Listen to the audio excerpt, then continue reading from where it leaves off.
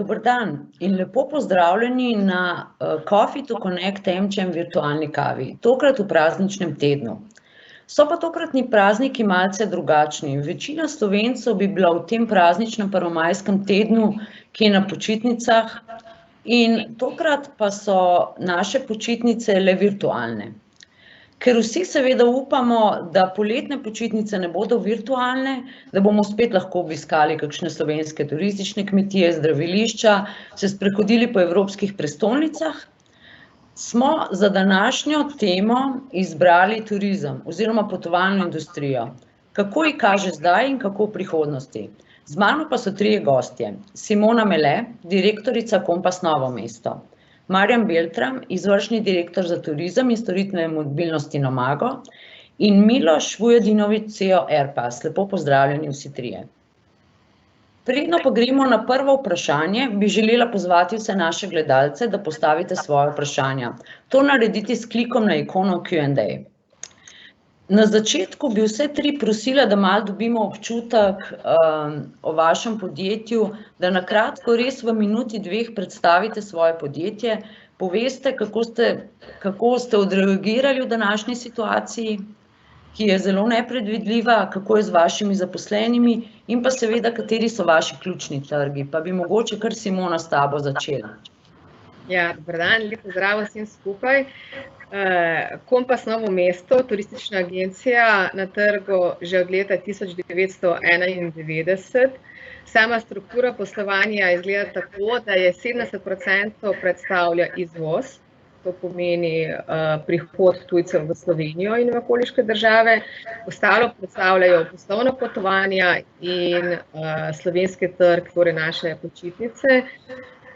Ta trenutek seveda smo vsi razen dveh oseb na čakanju, enostavno ne, pri nas je kriza začela kazati že februarja, ker predvsem oddaljeni azijski trgi so začeli kazati prve znake odpovedi oziroma ustavlja se povpraševanje, ustavlja se priprave na sezono. Tako da dejansko, če lahko samo vem nekaj v številkah, sem ravno danes pogledala, v tem mesecu in pol, lani v tem času, na primer, je bilo za več kot 3.600.000 izdanih računov, v lanskem obdobju, torej v letošnjem obdobju za 81.000 evrov, da se lahko vsi predstavljajo, kakšna sprememba se je dejansko zgodila čez noč. Tako da to je zdaj trenutno stanje, v katerem smo. Simona, najlepša hvala. Turizem je bil praktično kar čez noč ustavljen, pa bi Milo še tebe prosila na kratko o Airpassu. Lep pozdrav tudi z moje strani vsem poslušalcem. Airpass je franšizna agencija American Express Global Business Travel. Ustanovljena je bila leta 1995, torej letos ravno 25 let, se pravi četrt stoletja na trgu. Glavna dejavnost so poslovna potovanja za večja podjetja, manjša podjetja, javno upravo. Potem so tu tudi športna potovanja, to so razne športne organizacije, ne samo slovenske, tudi tuje. In pa približno 30% je pa tudi čiste turistike, to pomeni potovanja Slovencev kamorkoli v svetu. Mi smo letošnje leto začeli izjemno dobro, že lansko bilo dobro, se pravi, januar smo imeli celo 8% rast proti lanskemu letu. To se je nadaljevalo tudi nekje do prve polovice februarja, potem je začelo pa to padati in padec je kulminiral v mesecu marcu, vsem nekje okoli sredine marca je prišlo promet na nič. Takrat so se začele te težave z koronavirusom, prišel je odlok slovenske vlade o zaprtju letališča, tako da od takrat praktično ni nobenega prometa. Večina delavcev, skoraj vsi so na čakanju, ker druge možnosti nismo imeli. Tistih nekaj, ki nas še dela, pa pač se ukvarjamo z reševanjem zadev, se pravi z posredovanjem refundacij za letalske vozovnice potnikov, katerim so letalski prevozniki odpovedali polete. To v bistvu je kar zahtevno delo, ki nam vzame ogromno časa, za katerega pa nismo nič plačani. Tako da situacija, taka kot je, trenutno ni rožnata. Gledamo sicer optimistično naprej, da se bo to verjetno v doglednem času začelo postavljati nazaj. Je pa res, da je turistična panoga trenutno v svetu daleč najbolj prizadeta. Hvala, Miloš. Pa bi Marjan še tebe prosila na kratko o Nomagu in pogledu na situacijo. Ja, živijo. Moje ime je Marjan Beltram, sem izvršni direktor za potovanja in mobilnost na Nomagu. Nomago je mogoče malo drugačen kot v bistvu Airpass in Compass Novo mesto, mogoče pa druga turistična agencija, ker smo združeni v nekem kombinaciji potovanj in same mobilnosti. Nomago poznate kot potovalno agencijo na eni strani in na drugi strani kot avtobusnega prevoznika. Mi pravimo temu mobilnost, vse skupaj, to pomeni vsak premik od A do B. In v tem pogledu smo mogoče malo drugačni, ker nas je dejansko sama kriza prizadela ne samo na področju recimo potovanj, ampak tudi na področju same mobilnosti.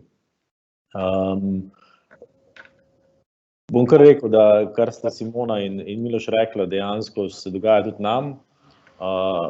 Naša neka kombinacija, miks mogoče na potovanjih je predominantno mogoče na corporate travel, to pomeni poslovna potovanja, drug del so individualna potovanja, to pomeni potovanja samih slovenskih državljanov. In tako kot v obema so nam šli prihodki dejansko na nič in to že v sredini februarja smo že takoj začutili to zadevo. Enake probleme mi doživljamo tudi na področju Intercity, to so ta mednarodni prevozi z avtobusi med evropskimi mesti. Tam je zaprtje meja z dejansko ekstremno manjšo mobilnostjo, smo bili tudi primorani vse skupaj zapreti in preklicati vožnje. Tako da dejansko, pri nas je zaposlenih 915 ljudi, od tega jih je, bi rekel, preko 90% v čakanju. Kratko z moje strani. Marjan, hvala. Pa zdaj, če pogledamo, turizem je bil čez noč ustavljen. Ustvari pa samo v Sloveniji 12% BDP-ja. Zdaj tudi nekako okrevanje pa ponoven zagon, vsaj v približno taki meri, kot je bil pred krizo, bo trajal kar nekaj časa. Država pa se je lotila reševanja turizma, se ga bo lotila šele v 3. paketu interventne zakonodaje. Miloš, a je to prepozno? Kaj bi mogla država drugače narediti? Kako na to sploh gledate vsi akterji v potovalni industriji? No, zdaj najprej povem, da s tem novim drugim zakonom, ki je bil sprejet včeraj, so prišli tudi neki popravki prvega zakona in tukaj je ena zadeva, ki je za agencije v bistvu dobrodošla, to je, se pravi, uvedba vrednotnic. Kaj so vrednotnice? Vrednotnice so nek dokument, ki ga izda agencija potniku za potovanje, ki zaradi koronavirusa ga ni bilo možno opraviti. Ta dokument naj bi veljal 2 leti, da ga potnik lahko izkoristi, se pravi v celotnem znesku. Seveda pa je država predvidela tudi, da se potnik lahko premisli in zahteva vračilo denarja, vendar ga dobi lahko šele, tako je tudi predlagano v tem zakonu, v 12 mesecih po razglasitvi konca epidemije. Se pravi, to je za agencije dobrodošla zadeva, se pravi, ni potrebno takoj vrniti denarja, sploh zato, ker so tudi agencije morale precej plačati tudi že naprej svojim dobaviteljem, od katerih veliko večino verjetno ne bodo nikoli prejele. In v tem letu, se pravi, če se potnik odloči za celotno refundacijo, bodo lahko iz drugih prihodkov tudi to potniku potem vrnile. Kar se tiče ostalega, čakanje na delo je sicer dobrodošla zadeva, ki jo omogoča sicer tudi vsem ostalim podjetjem, ne samo turističnim, kot zdaj vidimo, bo financirala po drugem korona zakonu vsem podjetjem, katerim je promet padel proti lanskem letu za samo 10%. Če tle primerjamo našo panogo, nam je padel, se je že zdaj videlo, da bo padec sigurno med 80 in 90%, če gledamo še tiste 2 meseca, ko se je še dalo poslovati na začetku leta. Kaj opažamo? Naprimer, opažamo to, če se primerjamo z ostalimi državami, naprimer, tukaj pogledamo Nemčijo. Nemčija je včeraj je financirala v svojega letalskega prevoznika za počitniška potovanja Condor 550 milijonov evrov. Že okoli 20. marca se je odločila, da bo financirala največjega evropskega organizatorja potovanj TUI za 2,2 milijardami evrov, ker si preprosto ne more Nemčija privoščiti, da ne bi imeli več velikih turoperatorjev, kot se je zgodilo Thomas Cookom v konec lanskega leta. Kaj pričakujemo od tretjega zakona? Predvsem to, da bi za našo dejavnost, se pravi za turistično panogo, država podaljšala možnost financiranja čakanja na delo do konca leta. Zakaj? Zato, ker tudi ko se bo turizem začel pobirati predvidoma nekje v začetku junija, ko se bodo morda prve meje v Evropi odprle in preden se bo to vse vzpostavilo v prejšnje tirnice, bo preteklo še zelo veliko časa. Marjan, pa bi mogoče še tebe prosila za tvoj komentar, koliko je država naredila ali pa ni naredila v tej situaciji za potovalno industrijo, še tvoj pogled mogoče tudi na ravni tega, da ste mobilni tudi operater v Sloveniji. Jaz bi rekel, da v prvi fazi definitivno ta del s čakanjem in dejansko subvencioniranjem tega dela, brez tega jaz mislim, da ni podjetja, ki bi preživelo v Sloveniji. Vsaj pri nas, ker se nam je dejansko res zadeva popolnoma ustavila. Pa ne bom rekel, da smo mi edini, se tudi drugi, ne vem, SP, manjši podjetja, kjer se je dejansko prepovedalo njihovo samoposlovanje.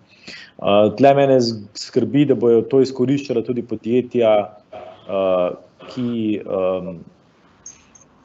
niso bila tukaj prizadeta in bo dejansko imela zaradi teh sprememb 10% samo padca imela večji mogoče nek manevrski prostor, da gre okrog tega.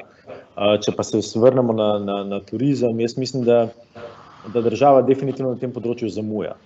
Zakaj zamuja? Zaradi tega, ker za nas je to, tako kot smo slišali prej, sredine februarja, to meni marec, april, zdaj bomo že malo 15. maja, to že 3. mesec. In to je dejansko 1/4 leta v podjetju. In če ti ne veš točno, kje je svetilnik, kako, če veš, da so dejansko razmere na trgu popolnoma, kako bi rekel, nepredvidljive, nimajo nobene jasne usmeritve, ne vemo, tukaj je Miloš rekel, ja, junija, mogoče bojo, mogoče ne bojo. Večkrat smo že videli spreminjanja začetka poletov in tako naprej. Ali bo odprt Schengen ali ne bo Schengen odprt. Ali bo meja za Hrvaško odprta ali ne. Dejansko ti ne veš, v kaj se sploh usmeriti, ker nimaš nekega bikona. In tle jaz mislim, da država zamuja, zaradi tega, ker mi kot podjetniki, kot ne vem, tisti, ki moramo odločati in ki moramo postavljati strategije usmeritve, nimamo nekega trdnega temelja, na katerega se lahko dejansko naslonimo. Recimo, če bi država rekla, turizmu kot najbolj prizadeti panogi in ki ustvarja, smo slišali, več kot 12%, mislim, da je celo 13,4 nekaj takega, dajmo jim povedati v začetku točno, kaj bo na tem področju delano in dajmo postaviti neko skupino ljudi, ki ve, kako pa pogovarjati se z lastniki, z direktorji na tem področju in postaviti neke smernice, da bomo vsi vedeli, kje bomo čez pol leta. Ali bo to čez pol leta, ali bo to čez 1 leto, je potem enostavno. Mi rabimo vedeti zadeve, v katero smer gremo. In to se mi zdi ključno. A še ena stvar, mislim, da vsi pozabljamo, travel kot tak v Sloveniji predstavlja velik del GDP-ja.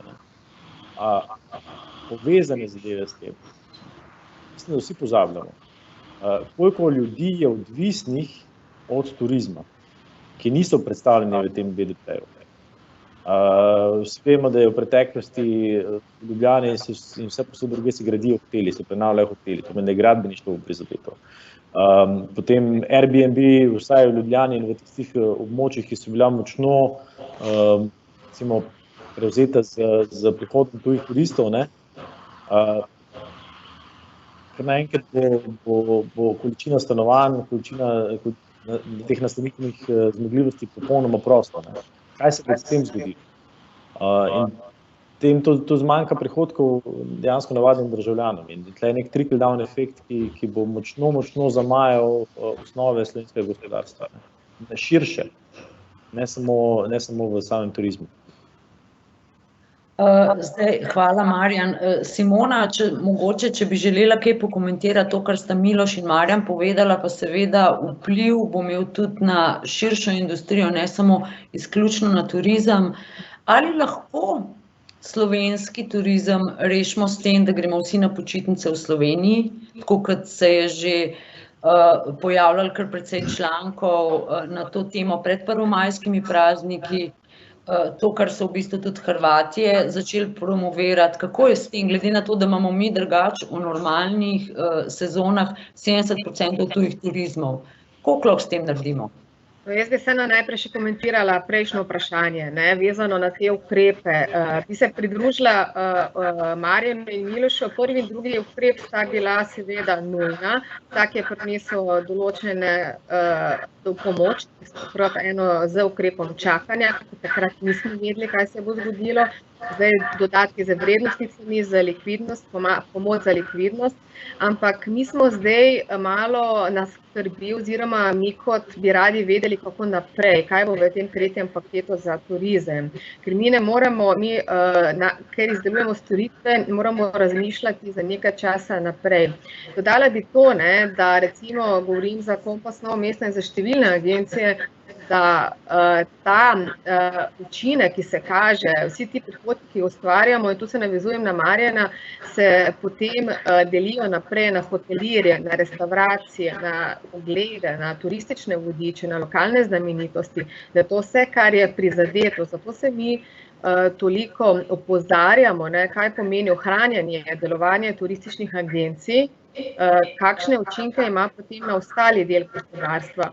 Drugo je, da ljudje so res na čakanju in ta ukrep je bil seveda odličen, da je bil sprejet tako hitro in da smo lahko sa ene skrbi za trenutek mogoče malce zamrznili, če temu tako rečem, vendar, ko so ljudje na čakanju, nič ne delajo. Ljudje nič ne delajo, to je eno obdobje v redu, potem seveda pa postane to breme in skrb in tesnoba in nervoza, to je na eni strani, na drugi strani pa mi bi želeli en tak ukrep, da bi ljudje vseeno vključili v proces, da razmišljajo, da se razmišljajo o tej novi stvarnosti, ki nastaja, da je turizem dejansko se to spremenil, tu se ne moramo zatiskati očesa, in da ljudem povemo, kaj se bo zgodilo približno z njimi v prihodnosti, da ne bojo živeli v tej negotovosti. Namreč biti doma, zdaj že praktično reče drugi mesec, nič ne ustvarjaš in čakaš in si odrezan od sveta. Moramo vedeti, da mi, ki delujemo v turistični dejavnosti, smo se za to odločili, ker smo radi povezani s svetom, ker ves čas raziskujemo, smo radovedni, iščemo, potujemo in zdaj ne vemo niti, kaj bo za naše prihodnosti. Zato je ta tretji paket, ki se pripravlja, bi bilo nujno, bilo bi odlično.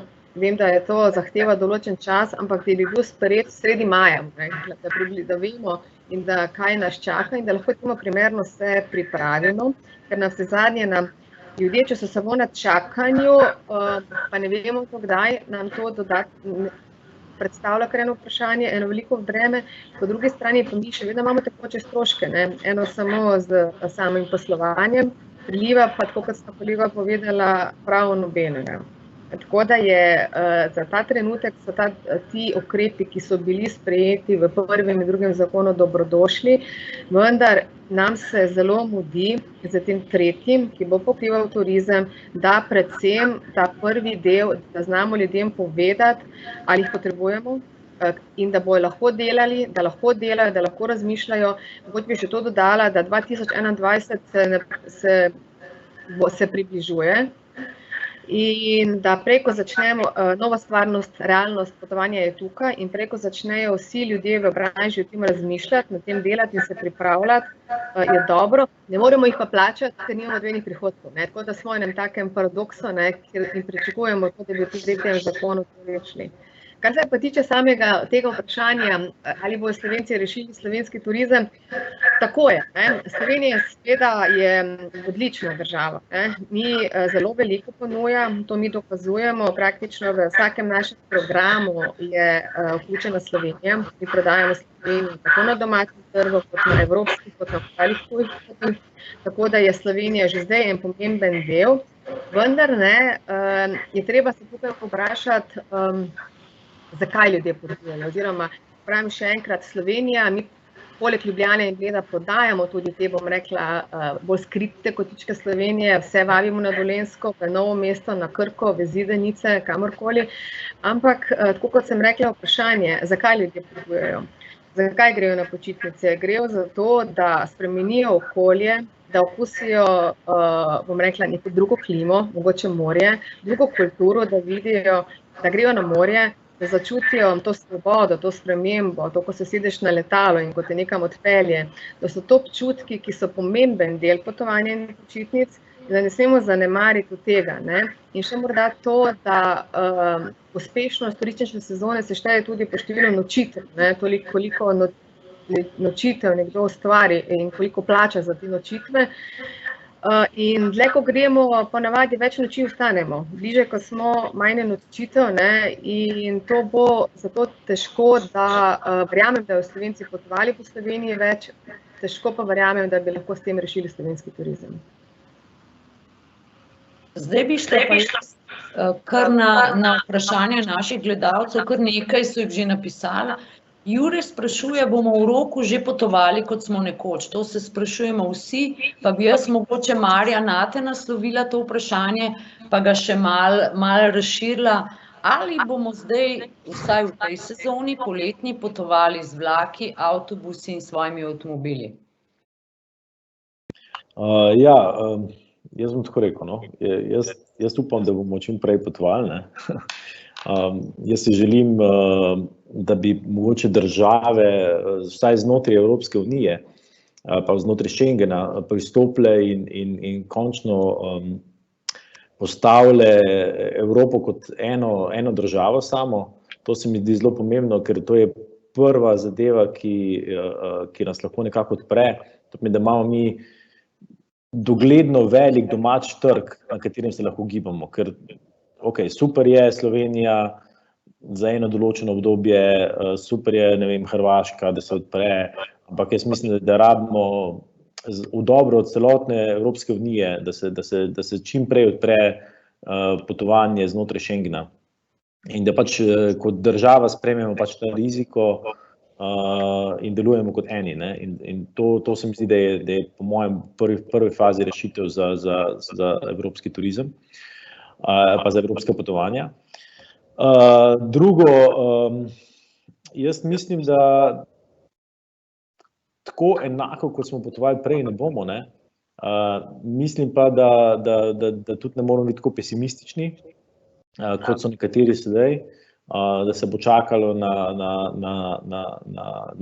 cepivo, na zdravilo in tako naprej, ne, ker po vseh podatkih bi to lahko trajalo precej dolgo in vpliv na sam turizem in celotno gospodarstvo svetovno si sploh ne moramo po mojem predstavljati, kaj se lahko zgodi. Tako da, ali kako bomo potovali, ali bo to maske, ali bo to, ne vem, razkožila in tako naprej. vprašanje. Verjetno bojo do ene mere, čeprav jaz sem videl sliko iz zagrebškega javnega prevoza, kjer naj bi bilo vse neke razdalje in ne vem kaj, pa mi je izgledalo popolnoma enako kot 4 mesece nazaj. Tako da ljudje se bojo mogoče malo ustrašili, potem bo šlo pa te stiki res, naša kultura je res tukaj drugačna, da bi mogli biti zelo rigorozni rezi v sami kulturi, da bi lahko preprečili te bližnje stike s časom. In tudi jaz mislim, da potovanja so v nekem našem DNA-ju odzad noter. Jaz mislim, da v teh zadnjih 20-30 letih smo ugotovili, da je to tisto, kar nas driva, mogoče nas je driva že skozi celo življenje, pa nismo imeli možnosti. In prva možnost, vsaj jaz vem, prva možnost, ko bom šel na prvo letalo nekam ven ali pa, ne vem, z avtom, kamorkoli, da dejansko lahko nekaj doživiš, nekaj drugačnega, neko spremembo. Kako so potovali skupinsko, individualno? Definitivno individualno, vsaj v začetku, ker pač, če že gledamo osnovne zahteve, ki jih ima, ne vem, neka vlada, recimo, ni nujno naša, katerikoli druga, je pač socialno distanciranje. In jaz se ne predstavljam, da bodo ljudje potovali v skupinah, ne vem, 15, 20, 30 ljudi, ker je dejansko to kontraproduktivno. In pri nas smo vedno spodbujali to individualno potovanje in jaz mislim, da individualna potovanja bojo tista, ki bojo preživela, ki bojo vedno, mogoče pod drugimi pogoji, ampak tisti, ki ima željo potovati, jaz ne vidim prav nobene ovire, da tega ne bi počel. Nobene ovire, razen ovire vlad, v bistvu ovire, ki bodo nam pritisnjene na nas, ki nam bojo omejevale naše gibanje, ki bojo dejansko nam omejevale naše ustavne pravice in tako naprej. Marjan, tudi jaz upam, da bomo kmalu vsi potovali in da naša vlada rada potuje, tako da bomo čim prej lahko vsi šli ven, se usedeli v avto ali pa na avion in kam odšli. Zdaj pa omenil si tudi te varnostne standarde. Pa bi se mogoče, Miloš, bi tebe prosila, navezala še na eno vprašanje našega gledalca Gregorja. Minister za gospodarstvo napoveduje korona standarde v turizmu. Kaj po tvojem mnenju, vedenju to pomeni? Na kakšen način se bodo spremenili namestitveni standardi v hotelu Airbnb? In ali bodo te spremembe po tvojem mnenju trajne? Jaz mislim, da v začetnem obdobju, ko se bo začel turizem odpirati, bodo predvsem kot namestitveni objekti prvo odprti manjši hoteli. Ne bo več velikih, na začetku ne bodo več velikih hoteli, kjer bodo masovni all-inclusive programi in tako naprej, ampak bodo tisti manjši ali butični hoteli, morda tudi nekateri večji, vendar bodo imeli samo določeno število sob zasedenih. Tukaj se spet vprašanje postavlja, koliko se bo v tem hotelu sploh splačalo, če bo imel lahko vsako tretjo sobo sploh odprto. Tako da verjetno bo začetek turizma v manjših namestitvenih obratih. Kot smo videli, se bodo zdaj že tudi pri nas restauracije, ki imajo terase odprle z ponedeljkom 4. maja, to je že v bistvu dober signal, da se bo nekaj začelo. Če se vrnemo na letalski prevoz, tukaj bo največ sprememb. Prvo bo treba videti, koliko bo letalskih prevoznikov sploh preživelo, kajti ravno vsi imajo prezemljena vsa svoja letala, stroški so enormni, vsi imajo ogromno delovne sile in če ne letijo, dejansko se stvarjajo samo stroški. Zdaj, novi korona zakoni, kakšni bodo, novi korona pravila, verjetno bodo tudi na letalih, ali bodo morali ljudje potovati samo z maskami, to je nekako še najlažji ukrep. Nekje sem zasledil tudi, da nekateri pripravljajo tudi neke iz pleksistekla pregradene cele, že tam, da so 3 skupaj ali pa 4. Če bo to uresničeno, to pomeni dodatni stroški za letalske prevoznike. Dejstvo je, da verjetno bodo v prvi fazi letalske vozovnice dražje, kot so bile, ravno zaradi teh ukrepov, ker prevozniki ne bodo mogli več polno zasedati vseh letal. Prehajanje mej, tukaj je odvisno največ od Evropske komisije, kako se bodo na ravni Evropske unije odločili, ali bodo potniki iz raznih držav lahko svobodno prehajali meje, da ne bo treba tja v karanteno ali v povratku. Tako da bo verjetno najprej to odprto med državami, ki imajo približno enako stopnjo okuženosti z tem virusom, se pravi, če pogledamo skupaj Slovenijo, verjetno ne bo nobenih problemov, odprti mejo za Hrvaško, za Avstrijo, tudi za Nemčijo, bo pa verjetno bistveno večji problem za Italijo, tako da tam bo sigurno te ukrepi še nekaj časa veljali. Če pa pogledamo, kako se pravi, verjetno, tako kot je rekel Marjan, bodo potniki večinoma potovali z lastnimi avtomobili, saj v prvi fazi v te sosednje države. Kakšni organizirani prevozi bodo verjetno čarterski, če se pravi direktno z letalom iz Slovenije na neko turistično destinacijo. Če tle gledamo, kaj bi tukaj lahko bilo, verjetno, to je moje predvidevanje, bo ena prvih držav, kamor bi bilo morda dovoljeno za čarterjem leteti Grčija. Zakaj Grčija? V Grčiji se je relativno dobro odrezala z koronavirusom, podobno kot pri nas. Slovenci imajo radi Grčijo in tudi neka popestritev, da ne bo samo pač Hrvaška. Dejstvo je, da jih bo sigurno v letošnjem letu ogromno Slovencov ostalo tudi na počitnicah v Sloveniji, kar je v bistvu zelo pozdravljeno, to je sigurno dobro za slovenski turizem. Je pa tako, kot je rekla Simona, daleč od tega, da bi to rešilo slovenski turizem, ker tudi če grešli vsi Slovenci, je to 30%.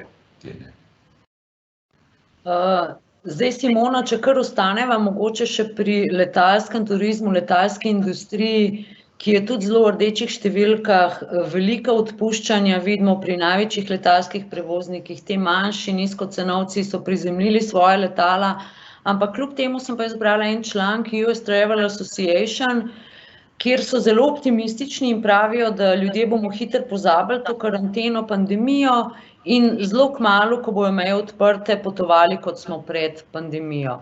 Kakšno je tvoje mnenje, kdaj se bo zagnala letalska industrija, saj v približno taki meri, kot je bila prej? To je zelo težko napovedati. Zelo je težko napovedati, ker posledice bo letalska industrija, zdaj to moje mnenje, čutila še zelo dolgo časa.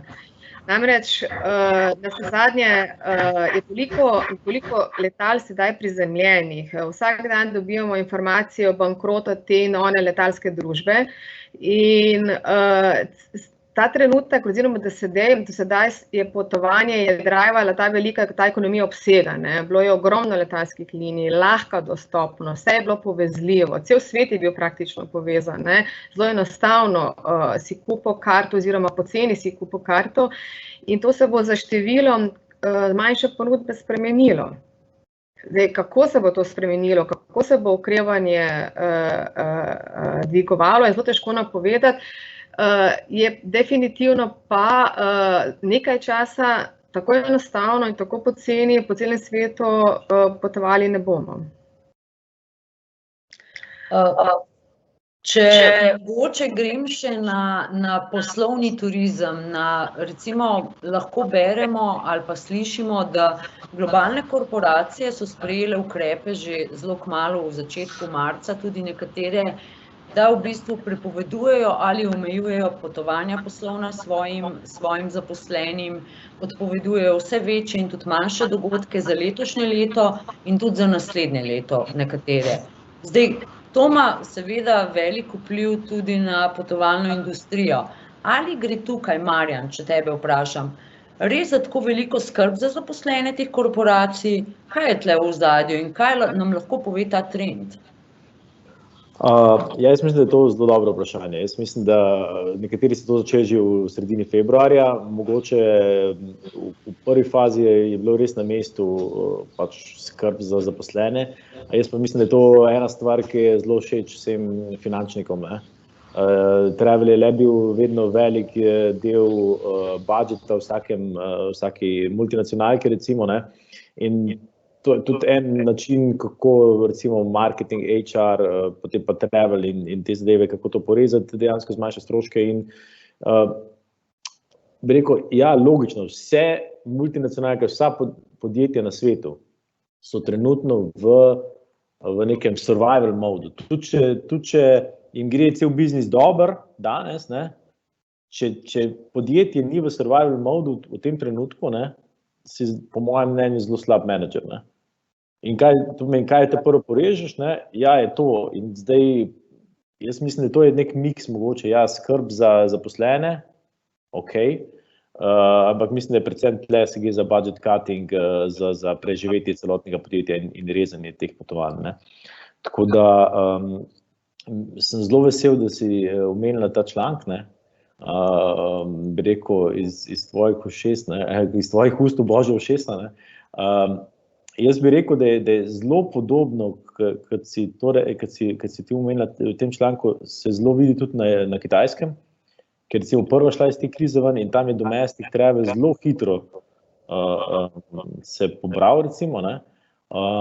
Zdaj na kak način je pa spet odvisno od tega, kaj bojo države zahtevale. Če bo država zahtevala, da bo en sedež prost, mene sploh zanima, kaj bo s tem dosegla, ne? Ker dejansko ti si v istem prostoru noter 6 ure, pa 8 ure, pa 4 ure, pa 2 uri.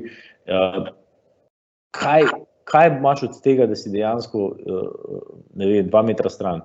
So tudi že študije iz Kitajske dejansko, da so se ljudje okužili tudi 6 metrov stran, 8 metrov stran, tako da jaz mislim, da tega ne moramo preprečiti, ne?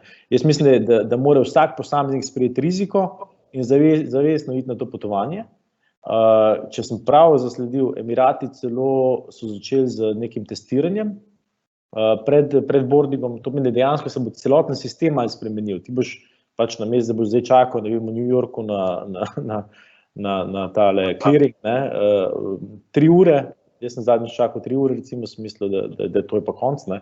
Jaz mislim, da zdaj bomo čakati pa 6 ur, ne, ker te bojo pač testirali na vstopu na letalu, pa testirali na izstopu na letalu.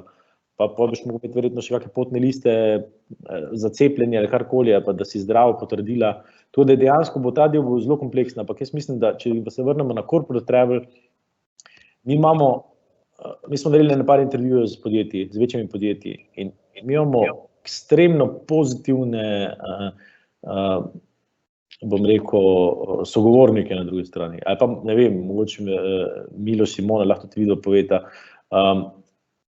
Ljudje komaj čakajo, da se dejansko letalski promet spostavi, da lahko zaključijo svoje posle. Ljudje jih kličejo povsod z celega sveta, da naj pridejo, da naj zaključijo posle, da naj zmontirajo zadeve, da naj pridejo na razgovor v živo, ker jaz mislim, da kakorkoli gledano in v corporatu in v leisure dejansko potovanja bojo prišla nazaj in bojo po mojem mnenju zelo hitro bouncnala nazaj, ker je to edini način, da se lahko družimo, da se lahko dejansko spoznavamo med sabo, da lahko ne vem, nove poslovne prilike dobimo, ker tega ti ne moreš preko Skypa, Zooma, Teamsov, karkoli na aplikaciji delati, ne. Mogoče ne staromoden, no, bom tako rekel, no, mogoče, ampak jaz mislim, da smo zelo daleč od tega, da bomo mi virtualno potovali, ne. In jaz mislim, da pač ta del je potovanj se bo vrnil, zdaj sem vprašanje, kako nam bojo preprečevali, da bomo začeli potovati. No. Ta preprečevanje, ta del omejitev bo tisti, ki bo diktiral tempo, vsaj v gospodarstvu, v naši veji gospodarstva, v turizmu in hospitality v celotnem, ker to je dejansko precej širša branža kot samo turizem. No. Zdaj, če ne vežem še komentar naše gledalke, to, kar si povedal, Marjan, Lara se tudi strinja s tabo in je napisala, če poslovno ne bomo potovali, bo težava tudi v tem, da ne bo več dobro razvitih osebnih odnosov, ki pa so kljub vsem ključni za delovanje. Zdaj, če gremo pa na države in na to, da je vse v rokah države, omenil si Kitajsko in ko se je pri njih začela pandemija umirjati, so v bistvu takoj v naslednjih dneh za 40% poskočile zasedenost v hotelih, letalske karte 230% celo. Ali lahko kljub vsem temu, recimo pa če mogoče zdaj Miloš tebe vprašam, ali lahko pričakujemo, da bo tak trend tudi v Evropi, v ZDA. V ZDA sicer nekaj poslovnih potovanj še vedno ostaja, vsaj tako jaz slišim od naših podjetij, ki delajo na ameriškem trgu. Ja, verjetno se vsi spomnite pred leti, ko je bil vulkanski prah na Islandiji. Takrat se je ravno tako celotni letalski promet v Evropski uniji, v celi Evropi in tudi v ZDA ustavil. To je trajalo približno 2 meseca. Takoj, ko je bilo razglašeno, da je konec nevarnosti za motorje letal, ta vulkanski prah, se je začelo v trenutku masovno potovanje na vseh področjih. Tako da jaz se tle popolnoma strinjam z Marjanom, da takoj, ko bo možnost, bodo ljudje začeli potovati. Jaz vam lahko povem, naprimer, mi smo franšizna agencija American Express Global Business Travel. Iznotraj American Expressa imamo mi tedensko conference call, kjer nam se pogovarjamo o tem, kako bo to potekalo naprej, kaj se pričakuje v svetu. In nekje za poslovni korporativni turizem že od jeseni se računa, da se bo spet popolnoma, ne tako kot prej, ampak v veliki meri se bo že vzpostavil. Začel se bo že nekje morda od junija meseca, ker tako kot se strinjate z Marjanom, ko pravi, da ni enako, ali se ti po telefonu z nekom pogovarjaš, po videokonferenci ali se v živo, in ogromno teh, ki iščejo nove podjetja, ki iščejo nove projekte, želijo potovati in se videti v živo za svojim naročnikom ali pa za svojo stranko. Mi tudi že v tem času implementiramo neke nove pogodbe za vnaprej, se pravi od jeseni naprej, kar je za nas dober znak, se pravi optimizem, se to popravlja. Sploh pa tole, Kitajska je res dober primer. Takoj, ko so v Wuhanu, v centru epidemije, razglasili, da je tam pač konec epidemije, so želeli po notranjih linijah leteti praktično vsi.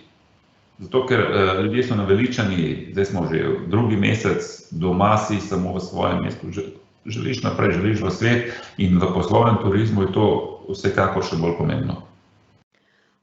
Zdaj pa mogoče predno gremo k zadnjemu vprašanju in pogledamo še malo v prihodnost, kako vidite turizem. Mogoče še Simona, a bi kaj pomagalo, vsaj ne vem, slovenski potovalni industriji podaljšanje turistične sezone? Koliko sploh to vpliva v bistvu na delo agencij in ostalih akterjev? Vse vpliva. Zdaj podaljšanje turistične sezone, itak je vprašanje, kako bo zdaj, ko se bo ljudje navračali nazaj na delo, kako bo z njihovimi dopusti. Zdaj se bi skoraj 2 meseca ali mesec, koliko bojo na čakanju, kako bo tudi zdaj za počitnicami oziroma kako bo za varstvijo otrok. Vse skupaj bo vplivalo na to, kar službe na vse zadnje. Tako da to so vsi dejavniki, ki potem vplivajo na to, kako dolgo traja turistična sezona. Tako da podaljšanje turistične sezone je povezano tudi na vse zadnje z vremenom. Če govorimo z več faktorji, in to se že sedaj kaže, dlje ko je več, ko ima ljudje dopusta, večja ko je ekonomska varnost, lepša ko je vreme, se sezona avtomatsko podaljšuje. Tako da vsi ti dejavniki potem vplivajo na našo potrošnjo in na naše potovalne navade. Zdaj pa nekako smo pri koncu, še dobro minuto imamo, tako da bi vsem samo še pogled v prihodnost. Zdaj, analitiki, ki spremljajo potovalno industrijo in turizem, napovedujejo velike spremembe v prihodnosti turizmu in lahko gledamo pandemijo kot nekakšen disruptor potovalne industrije. Kako vidite turizem v prihodnosti, pa res zelo na kratko, Marjan, pa bi kar s tabo začel, pa potem Simona in Miloš. Ja, jaz zelo na kratko. Jaz mislim, da se bo turizem vsaj v bookings delu še bolj digitaliziral, kot je bilo do sedaj, kar je dosti logično. Zdaj na receiving endu pa bi jaz rekel drugače. Jaz bi mogoče končal z vprašanjem za našo vlado. Kakšna je strategija Slovenije? To se moramo vprašati. Kaj je strategija Slovenije čez 5 let, 10 let, kaj si želimo? Hočemo biti zelena država, hočemo biti država, ki bo podpirala travel, ker do zdaj je bil travel, vsi smo bili zadovoljni, ne? Travel raste, ful je bilo pomembno, vsi smo se pogovarjali o tem, več turistov prihaja noter, ne? Zdaj pa kar naenkrat se malo pozablja na turizem in dejansko dobivajo klasične, recimo temu umazane stare industrije prednost, ne? Ker rešujemo delovna mesta, ne? Ampak jaz mislim, da ponovno, pa ne bom rekel, da je travel kaj posebnega, ponovno dela vlada klasično napako iz leta 90, ko je dejansko reševala neke zastarele industrije brez rešitve naprej, ne. Tako da jaz mislim, da je to tista stvar, ki se moramo spraševati na koncu. Hvala. Pa kar Simona bi tebe še prosila. Jaz mislim, da je mobilnost in potovalna industrija, to je osnova, torej naša mobilnost je osnova celotnega napredka, ne, ljudje celo življenje potujemo, se gibljemo, ne, in brez tega se praktično ustavi v svet, ustavi se naša inovativnost in naš napredek. Tako da turistična industrija je prilagodljiva, mi spremljamo, mi verjamemo in vemo, da bo tako poslovni turizem se nadaljeval, tako potovalni počitniški turizem, se bojo spremenile navade, mi že sedaj veliko delamo na individualni ponudbi, na manjših skupinah, na posebnih doživetjih. Obsegi se bojo kratkoročno definitivno zmanjšali, seveda pa to pomeni, da bomo bolj cenili potovanja, da bomo določene trenutke, ko potujemo, še bolj podoživeli in da industrija se bo ob vsej tej neki pomoči in tudi lastni iznajdljivosti preživela, ker mobilnost in potovanje so del našega življenja in napredka in tako bo tudi ostalo. Bi še tebe prosila. Ja, moje mnenje je, da turizem bo preživel, ker se je pobral še po vsaki krizi, ki je bila, tako se bo tudi po tej. Do sedaj je bilo, da je po vsaki krizi postal še močnejši. Jaz mislim, da bo tudi po tej krizi še močnejši, ker preprosto ljudje se ne bodo nikoli odpovedali potovanju. Hvala za te spodbudne besede. Jaz držim pesti čisto zares, da bomo potovali čim prej še naprej in bom mogoče prebrala še en quote naše gledalke Lare. Ne virtualnim potovanjem, ko zares potuješ, se telo stara, duša pa pomladi. Jaz se vsem trem res zahvaljujem za ta prijeten pogovor in upam, da se naslednjič srečamo v živo in izmenjamo kakšne poglede na zadnje potovanje, ki smo bili. Tako da hvala vsem trem. Hvala tudi vam, ki ste spremljali današnji pogovor in seveda povabilo, da ste z nami spet jutri. Tonja bo gostila profesor dr. Renato Salecl, pogovarjali pa se bosta o pandemiji in demokraciji. Hvala MČM članom, še posebej patron članom, ki podpirate naše virtualne kave in seveda vidimo se jutri, do takrat in še naprej pa ostanite zdravi.